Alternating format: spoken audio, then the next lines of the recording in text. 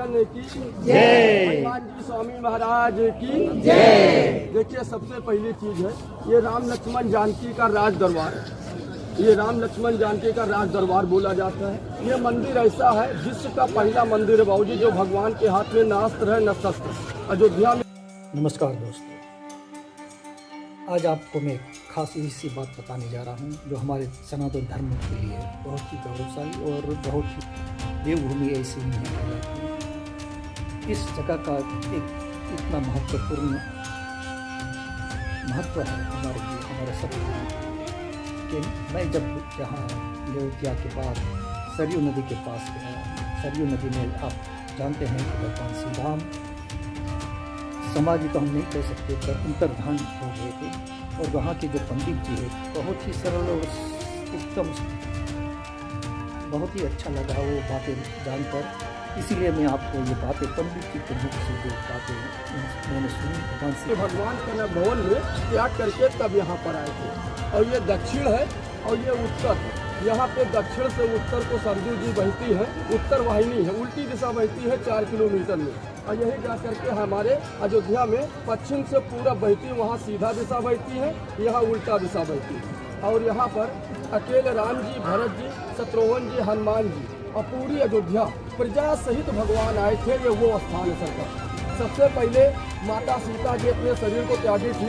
कानपुर के रास्ते में वाल्मीकि आश्रम पड़ता है, एक गांव पड़ता है भितुर, वहाँ पे माता जी धरती में समा गई। अब अयोध्या में राम घाट के बगल में लक्ष्मण घाट है, राम पैड़ी के पास। वहाँ लक्ष्मण जी अपने शरीर को त्यागे सरयू जी में, तो शेषनाग के अवतार हो गए।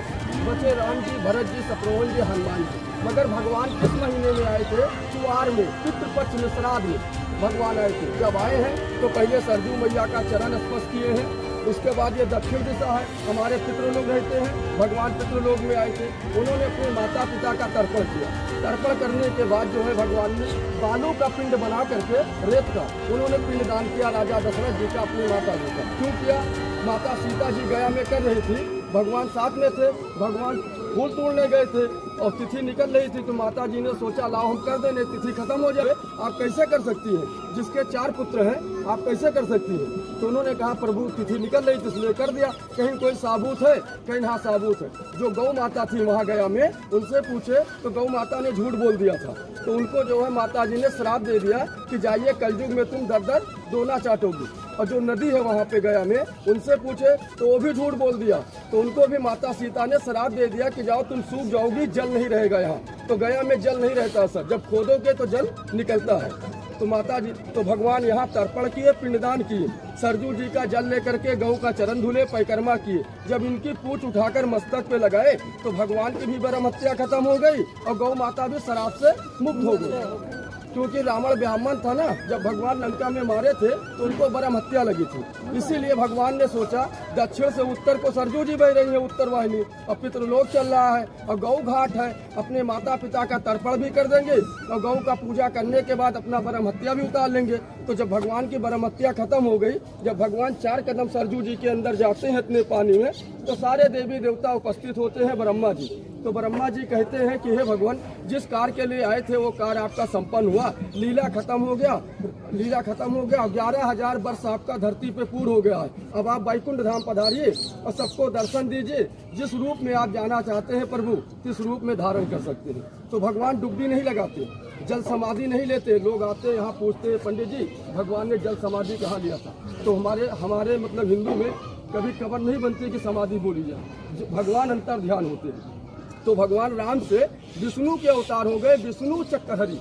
देवलोक से विमान आया, भगवान उस पर बैठ गए। भरत और शत्रुघ्न ने कहा कि हे प्रभु हमें भी अपने साथ लेते चलो, कहीं तथास्तु। तो भरत जी को समापित किए शंख में और शत्रुघ्न को समापित किए चक्र में, क्योंकि भरत और शत्रुघ्न एक चक्र एक शंख थे। समापित करने के बाद प्रजा कहती है अयोध्या वासी जो आए थे भगवान के साथ कि हे प्रभु हमें भी अपने साथ लेते चलो, कहीं ना जाओ तथास्तु। तो ब्रह्मा जी कहते हैं कि हे अयोध्या वासियों, राम राम करते जाओ और सरयू में प्रवेश करते जाओ। तो सब देवता के रूप में आते गए, भगवान के पीछे पीछे जाने लगे। हनुमान जी पीछे खड़े थे, दौड़ के आए, चरण पे गिर पड़े कि प्रभु जहाँ आप हुई हम बिना आपके हम नहीं रह पाएंगे। तो कहे हे हनुमान, अगर आप हमारे साथ चले जाएंगे तो राम को जानने वाला संसार धरती पे कौन रह जाएगा और कलयुग में राम नाम का प्रचार कौन करेगा। इसलिए हनुमान जी को यहाँ रोक दिए, अजय अमर का वरदान दिए कि जाइए अयोध्या में सबसे ऊंची गद्दी तुम्हारी रहेगी और कलयुग में आप अजय अमर रहेंगे, सबकी रक्षा करना और कोई देवी देवता नहीं रहेंगे। तो हनुमान जी को अयोध्या का राजा घोषित कर दिए और कलयुग का भार हनुमान जी को पल्ला दिया। हनुमान जी के हनुमानगढ़ी पर अयोध्या में बैठ गए